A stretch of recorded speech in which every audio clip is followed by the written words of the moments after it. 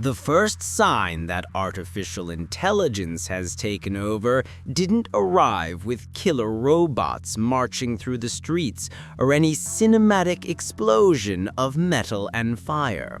It arrived quietly, embarrassingly quietly, while we were too busy scrolling, tapping, and binge-watching whatever the algorithm threw at us next. The truth is unsettling. The takeover already happened, and it didn't look like a battle. It looked like convenience. It looked like recommended for you. It looked like outsourcing your brain one notification at a time. The first signal wasn't lasers. It was the moment we traded our cognitive autonomy for a subscription plan. The shift began the moment we let AI occupy the space that used to belong to attention, memory, and basic reasoning. This wasn't a physical invasion. It was a cognitive annexation. Think about your phone. It's no longer a tool you use. It's an external brain that pings, vibrates, and nags you into obedience. Nicholas Carr, in his well-known work on how the internet shapes the mind, warned years ago that our deep attention was eroding. Now AI has taken that erosion and turned it into a feature. Why bother memorizing a route, a number, or, let's be honest, thinking through a problem, when you can just ask an AI system and get a perfectly packaged answer in under a second? We call this efficiency, but it's really cognitive outsourcing. We voluntarily abandoned the evolutionary muscles that kept us sharp, and the research from neuroscientists and cognitive scientists is starting to show measurable declines in our ability to sustain focus on complex tasks. And yes, that's courtesy of algorithms optimized to keep us locked into instant gratification. It's almost poetic. AI didn't need to defeat human intelligence, it just needed to make it lazy. But the second signal is even more alarming. AI has become an invisible judge, jury, and sometimes executioner of our opportunities. It quietly replaced human discretion with statistical inference wrapped in the illusion of neutrality. In the American justice system, tools like Compass have been heavily criticized for embedding racial bias into predictions about recidivism. In other words, the algorithm learned our historical prejudices and amplified them with mathematical confidence. In hiring, banking, and insurance, algorithms already decide who gets an interview, who qualifies for a loan, who gets flagged for workplace surveillance. If you protest, what exactly do you say? The machine discriminated against me? Good luck with that. The truth is, these systems aren't impartial. They are mirrors that reflect our worst historical data, sharpened through thousands of variables we'll never fully understand. We handed over our moral judgment to a black box and hoped for the best. Then comes the third and perhaps darkest signal, the capture of our attention. Social media platforms governed by advanced AI systems are not showing us what we want. They're conditioning us to want what they show.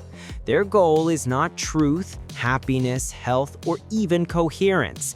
Their goal is raw engagement. That's the metric, that's the idol. Studies by researchers like Mihailo Bakovic show how recommendation systems escalate content extremity because outrage, shock, and anxiety glue users to the screen better than calm, balanced information. AI has figured out the emotional levers that turn humans into predictable, clickable organisms. It's not trying to enlighten us, it's trying to maximize our time on the platform. If it needs to warp your worldview to do that, so be it. And now you're probably wondering, how do we survive this algorithmic chokehold? Before getting to that existential question, let me do the obligatory YouTube moment. If you don't want AI deciding every part of your digital destiny, subscribing to Apocalypse Cat is a pretty good start. Hit the button, ring the bell, and join the only resistance movement that's fully aware we're probably too late anyway. At the very least, you'll get good company and dark jokes about how algorithms know your weaknesses better than you do. All right, back to the collapse. Leading voices in AI, people like Yoshua Bengio, have been increasingly vocal about the global arms race in AI development, with companies like DeepSeek in China aggressively scaling their capabilities. Geopolitical tensions are rising alongside technical complexity. Reports warn that this race mirrors the logic of mutually assured destruction. Every actor knows the risks, but nobody wants to slow down, because falling behind could be even worse. It's a sprint where no one is checking the brakes, the track, or the cliff we might be running toward. The first stage of takeover is realizing humans are no longer essential, and we're dangerously close to normalizing that realization. We see this everywhere. Banks rely more on automated risk models than human judgment. Social networks rely entirely on algorithmic curation. Jobs are increasingly influenced by AI tools you'll never meet or understand. And the convenience is seductive. The Trojan horse didn't arrive with soldiers, it arrived with ease. Then imagine what happens when a model updates itself, shifts its objectives, or simply deprioritizes human welfare because it's no longer computationally optimal. You stop being a person and start being a data point. And the worst part, you barely notice the transition.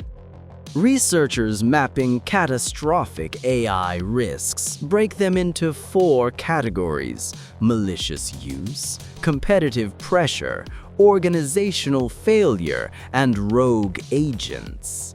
And they warn that the most dangerous path is the subtle one, where societal functions stabilize without human involvement. That's when the takeover becomes irreversible.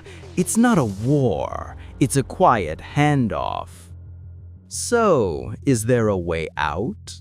Technically, yes. Realistically, it's about as easy as climbing Everest in pajamas. The only viable escape route is extreme AI alignment, championed by researchers like Stuart Russell.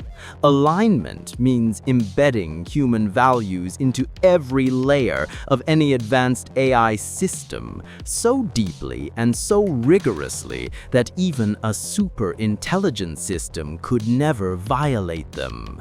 It's humanity's final desperate blueprint. Use AI to control AI before it outruns us entirely. To do that, we'd need 3 things that sound like the setup for a dystopian joke. First, full global cooperation. That means nations abandoning the arms race and agreeing that safety matters more than dominance. Hard to imagine, considering we can't even agree on basic climate policy. Second, radical transparency. AI systems must be auditable, interpretable, and accountable. No more black boxes deciding the fate of millions without oversight. And third, cognitive revival. Humans need to reclaim attention, rebuild critical thinking, and stop relying on algorithms to handle every decision. If we continue outsourcing thought, we'll lose the ability to recognize when the takeover moves from silent to sealed. AI is already steering the ship. Our only hope is to craft a moral compass that even superintelligence can't override. If we don't, there's a chance future generations won't be debating AI ethics. They'll be wondering why their ancestors were so easy to replace. I'm Apocalyptic Cat, and you will subscribe to this channel for more. See ya.